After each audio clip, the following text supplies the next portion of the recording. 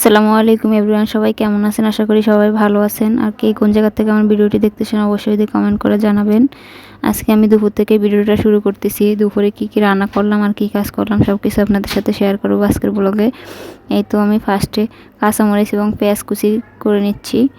আমি আজকে তরকারি রান্না করার জন্য আগে তরকারিটা কেটে নিয়েছি, ভিডিও করে নিই। এই তো লাস্টে পেঁয়াজ কুচি এবং কাঁচামরিচ কুচি করে নিলাম।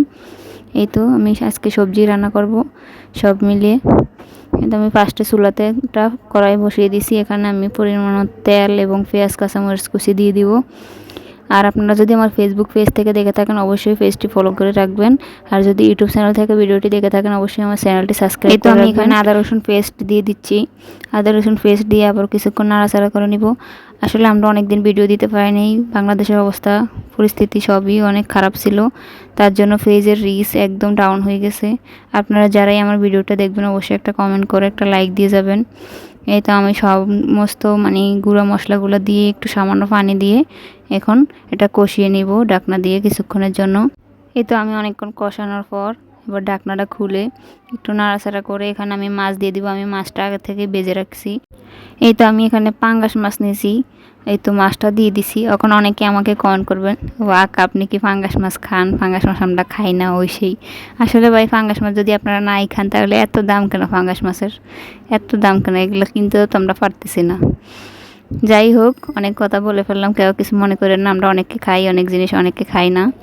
এখানে আমার মরিচের গুঁড়াটা শেষ হয়ে গেছে। এই তো আমি এখন বক্সে ঢেলে নিচ্ছি মরিচের গুঁড়া, হলুদের গুঁড়া ওটাও নিয়ে নিব। আর বক্সটা একটু মুছে নিচ্ছি। আসলে আমরা রান্না করতে আসলে খালি রান্না করলে হবে না, আমাদের পাশাপাশি রান্নাঘরের যেসব কাজগুলো ওগুলো হাতের হাতে করে ফেলতে হয় সবগুলো। এই তো আমি হলুদের গুঁড়াটাও নিয়ে নিচ্ছি। নিয়ে এখানে আবার রান্নাতে চলে যাব আমি। এই তো আমার মাছটা এখানে কষানো হয়ে গেছে। এখানে পর্যায়ে আমি মাছটা তুলে রেখে দিব। রেখে দিয়ে এখানে আমি সবজিটা দিয়ে দিব। আমি এখানে আজকে সবজিতে রান্না করতেছি যে শসা, তারপরে পটল, আলু, পেঁপে সব কিছু মিক্স করে মাছ দিয়ে রান্না করতেছি। আপনাদের কারো থেকে যদি আমার ভিডিওর কোনো অংশ ভালো লেগে থাকে তো অবশ্যই আমাদের পেজটা একটু ফলো দিয়ে রাখেন। আমার পেজটি একদমই নতুন, আমি একদম নতুন সব জায়গায়। আমার পেজটা অবশ্যই একটা ফলো দিয়ে রাখেন। আর আপনাদেরকে তো জানেন সবাই বাংলাদেশের পরিস্থিতি কীরকম ছিল, নেট ছিল না, প্রায় এক সপ্তাহ ধরে আমরা ভিডিও আপলোড দিতে পারিনি।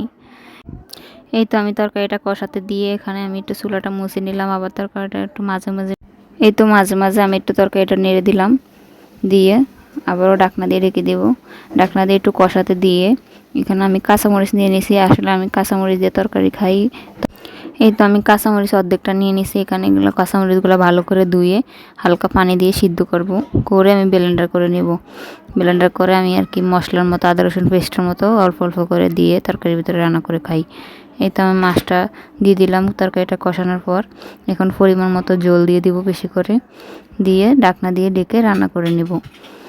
আপনারা কারা কারা আমার ভিডিওটি ফুল দেখছেন অবশ্যই কমেন্ট করে জানাবেন। এই তো আমি তরকারিটা একটু নাড়াচাড়া করে দিলাম মাঝপথে, আবার ঢাকনা দিয়ে ঢেকে দিব। এই তো আমার এখন তরকারিটা হয়ে গেছে। আমি এই পর্যায়ে ধনে পাতা দিয়ে দিব। আসলে আমি ধনে পাতাটা সবসময় এইভাবে কেটে কেটে দিতে ভালো লাগে। আমি আগে থেকে ধনে পাতাটা কেটে রাখলে আমার মনে হয় যে গ্রানটা চলে যায়, তার জন্য আমি এইভাবে সাথে সাথে কেটে দিয়ে দিই। এই তো আর দুপুরের জন্য আমি একটা ডিম সিদ্ধ করে নিছি। ডিমটা ভর্তা করে নিব।